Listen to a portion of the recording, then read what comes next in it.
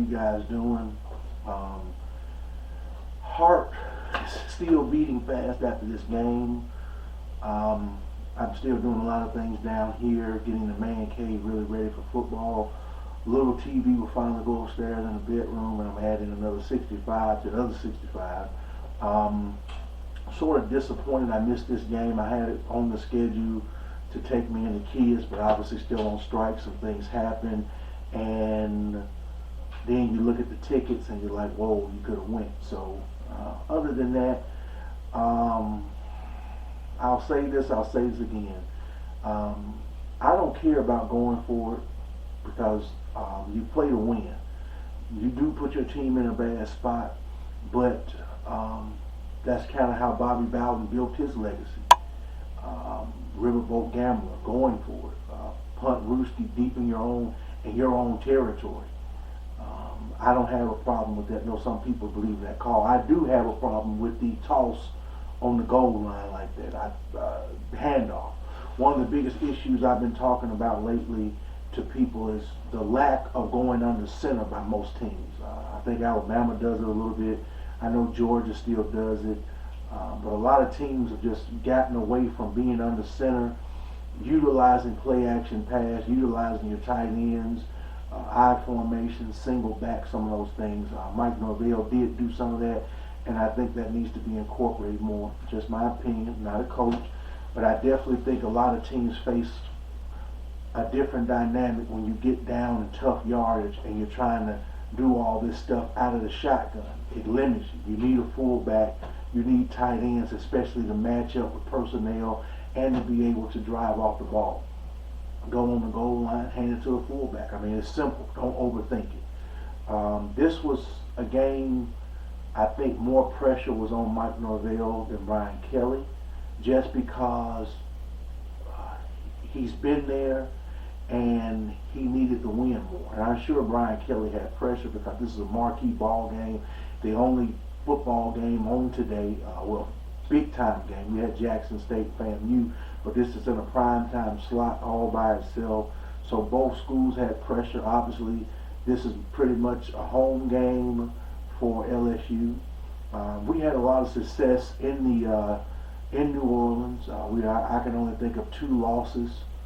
The Georgia loss in the Sugar Bowl and then lost to Florida in the 1996 season, 97 Sugar Bowl. Other than that, we've had a lot of success. So we needed this. We needed this. The only question I have is how much is Randy Shannon doing with the defense? Because to me, this game should have been a lot worse than what it was. I think Florida State let them off the hook a couple of times. Obviously, the penalty extended the drive, they got a touchdown. But really, to me, if you watch the game and looking at Brian Kelly, and he's struggling with us. And right now, we only have to really deal with Clemson and Miami as far as our conference goes, and we play Florida, and obviously we're trying to get back on the level of Alabama and get back surpassing Ohio State and USC. So we're always dealing with them, but we're really right now only dealing with Clemson and Florida as far as the toughest competition we'll face. And other teams are going to play us good, and obviously we haven't beat them, but those are probably our two biggest opponents. And I'm looking at Brian Kelly like, if you're looking like this, and this is Florida State, not even at the top of the ACC, and you got Alabama, you got Georgia, Texas A&M, Florida, you got all these schools. Tennessee is a school that spends money in sports, and if you're going to look like that against Florida State, then you should have stayed at Notre Dame, because I promise you, in this part of the world, it is serious. The pressure is overwhelming. And you left an 80,000 seat stadium to go to a 100,000 seat stadium. It ain't gonna be good for you. Like you better tighten up, because honestly, a couple of points I want to make and I get out of here. Travis really did improve in the off season. He's comfortable in offense. Our offensive line can block. Our running backs can get runs. Obviously, we didn't have a running back go 100 yards, but we was able to control the clock, run the ball, be aggressive. We had some holes, we got some yard, and that's all you need in these type of games. And the passing game looked good, and the receivers are starting to come along. With those things right there, it looks good. My biggest question going forward is, because last year we played Notre Dame and we lost, we should have won. It really kind of lingered for a long period of time. And I think that team, if would have beat Notre Dame, should have been undefeated or at least one loss, no more than two. But we let Florida get off the hook with an interim coach, and we should have got Clemson. So this year, we can play in the big game and we got to win, but it's a lot of things I think we got to clean up. Our defensive line is good. Our offensive line is much improved, and they can give him time. Our quarterbacks got to continue to grow. Running backs can run. Receivers can catch. Special teams did a good job, but at a Power 5 school and at a school like Florida State, we have got to find a kicker that can kick the ball into the end zone on kickoffs. I thought that was something I'm not used to. We've always been able to get guys, maybe not Sebastian Janikowski type, but we always can get guys that can kick it to the goal line, not the 5-yard line. Like, that helps your defense. So that was my only take. I thought the defense gave up a lot. The defensive line could get pressure. Just got to clean up some things. But our secondary, I thought they had too much separation. And again, late in the ball game, I can't really say it's the players or is it the coach? Because the call, and you see these guys go from the 1-yard line all the way down. I'm thinking in the 90s or early 2000s, Mickey with that defensive front and that linebackers and them secondary, that I cannot think of a team that drove that length of the field on Mickey Andrews' defense for a game winner. I just can't do it. Not saying they haven't had game-winning drives. Obviously, Florida stuck it in the end zone in 3 plays, less than 2 minutes at 97 in the Swamp, but they didn't go 100 yards. They didn't go essentially 99 yards. Like, you have to be confident that your defense is going to get a stop at the 1-yard line. Receivers running too freely all game. Defensive backs played good, but I thought kind of the coverage or what they ran or maybe how they're being coached, I don't know. But you watch the game, they dropped a lot of passes that they should have caught and could have been bigger plays. I mean, like I say, in my opinion, this was kind of the game that the program needed. This is a building block for this coach, this coaching staff, and for the nation to see Florida State. This is important, but just my thought process, this really should have been a 33-3 game, 42-3, because what we gave up, they took advantage of it. And again, to put the game away, you call a pitch. Why not just hand off with a fullback and take it in? Again, one of the issues with being a spread team are not having the ability to understand the I formation, a single back, being able to run play action or being a dominant run team where you can utilize that motion, which NFL teams do, and I know Alabama does it, I know Clemson does it. It hurts you when you're just constantly in the gun. It's like your offensive lineman and your team have to switch to be tough.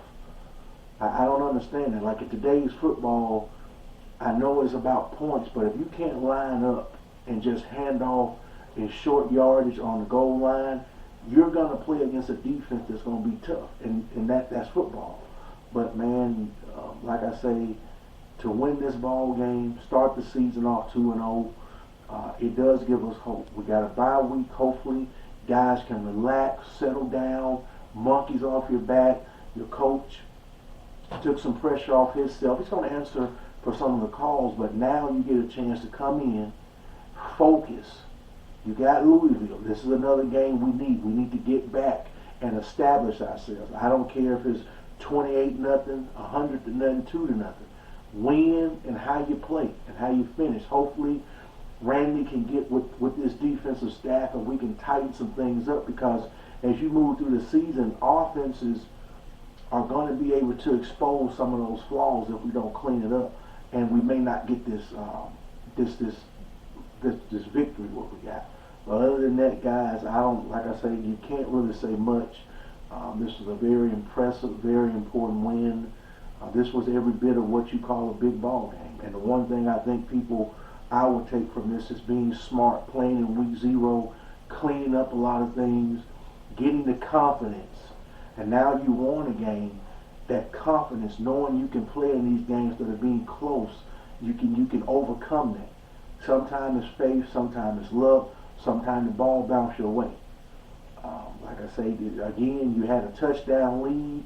You're on the 1 yard line. 2 touchdown lead. You pretty much put it away. I will question that call, but again, if he scores the touchdown going for it on 4th, it's all for naught anyway because it's a blowout. But that's just life. That's just coaching. But you guys have a great day, and I'm excited to be. We got a bye week, so hopefully next weekend we'll be in a better spot. Trust me, I'll be looking at it like y'all, and hopefully we can improve. And really, you have to think Miami is going to be tough because we had to beat them, convert a 4th down to beat them. That's going to be a tough game because of rivalry. Obviously, looking at Florida, they're going to be a physical team, so that's going to be a tough game. Yet to see Clemson play. Really hope they get beat by 70. But anyway, we got to come together, and that's going to be a tall order. If our offensive line can control the defensive line of Clemson, it gives us a chance. NC State's going to be tough, and besides that, staying focused, not underestimating the opponent. Maybe we can turn that 7-6 season, 8-4 into something special. Because I think a lot of people are shocked we even won this game, and really we were the better team. And like I say, just a few instances. So hopefully we can turn this into an 8-9, maybe a 10-win season. Really, that's one of the better defenses we're going to face all season. So if we can play like that, offense can play like that, and Jordan can develop, definitely against Clemson, we can be in a ball game. We have a chance. But defensively, we just got to clean up the secondary. So like I say, I like what I saw. I don't care about going for it. Go for it. You have an edge. You have to trust your personnel and your staff. If you go for it, they didn't make it, but we'll overcome that. And sometimes you're going to be in a bad spot. I remember just a couple of days ago, Mickey Andrews talked about when he was hired, Bobby said, I'm going to put you in some bad spots sometimes, but we're going to be able to overcome it. And so defense wins championships, offense sells tickets, and we got to tighten up on that. But other than that, man, you guys be good. Go Noles. Let's beat Louisville. Keep climbing. Keep getting better.